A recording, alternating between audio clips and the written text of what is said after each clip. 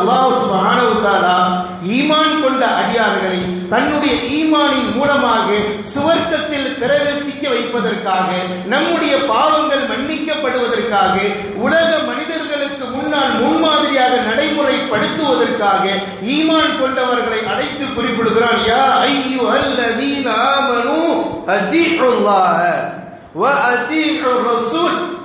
முதலாவதாக அல்லாஹ்வுடைய கட்டளை, ரப்பல் ஆலமீனுக்கு நீங்கள் கட்டுப்படுங்கள், கீழ்ப்படியுங்கள், மறுபேச்சு பேசாதீர்கள். படைத்தவருடைய கட்டளையா, அதற்கு செவிசாய்க்கக்கூடிய ஒரு உறுதியான நிலைக்கு நீங்கள் வந்தே தீர வேண்டும். இதுதான் உங்களுடைய வாழ்க்கையில் வெற்றியை அடைந்து கொள்ள முடியும். இதற்கு முரண்பட்டால் நீங்கள் மிகப்பெரிய பாவிகளாக, குற்றவாளிகளாக, மறுமையின் நரக நெருப்பிற்குரியவர்களாக மாற்றப்பட்டு விடுவீர்கள் என்பதை அல்லாஹ் சுப்ஹானஹு வ தஆலா ஈமானியர்களுடைய உள்ளத்தில் அவருடைய பயத்தை ஏற்படுத்தக்கூடிய வகையிலே அல்லாஹ் ரப்பல் ஆலமீன் குறிப்பிடுகிறார். வ அதீஉல்லாஹ வ அதீஉர் ரசூல். அடுத்து அல்லாஹ் சொல்லிக் கொடுக்கிறான், நீங்கள் நபிகள் நாயகம் ஸல்லல்லாஹு அலைஹி வஸல்லம் அவர்களுக்கும் கீழ்ப்படியுங்கள், கட்டுப்படுங்கள், அவருடைய சொல்லை எடுத்துக் கொள்ளுங்கள் என்று ரப்பல் ஆலமீன் நபிகள் நாயகம் ஸல்லல்லாஹு அலைஹி வஸல்லம் அவர்களை அல்லாஹ்வுடைய கட்டளைக்கு பிறகு அல்லாஹ்வுடைய தூதருக்கு நீங்கள் கட்டுப்பட்டு நடக்க வேண்டும் என்ற கட்டளை அல்லாஹ் பிறப்பிக்கிறார். இதுதான் நம்முடைய வாழ்வில் செய்ய வேண்டிய காரியம்.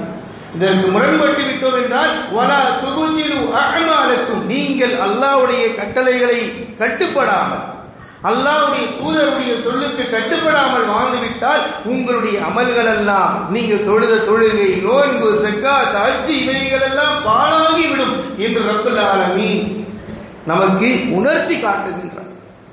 இறைவசனம் அல்லாஹ் ரப்பல் ஆலமீன் திருமறை குர்ஆனின் மூலமாக மனிதர்களாகிய நமக்கு ஒரு சரியான பாதையின்பால் செல்வதற்காக முதல் கட்டுப்பாடு அல்லாஹ்விற்கு கட்டுப்பட வேண்டும், அல்லாஹ்வுடைய தூதருக்கு கட்டுப்பட வேண்டும். இதுதான் நம்முடைய வாழ்க்கையின் லட்சியம்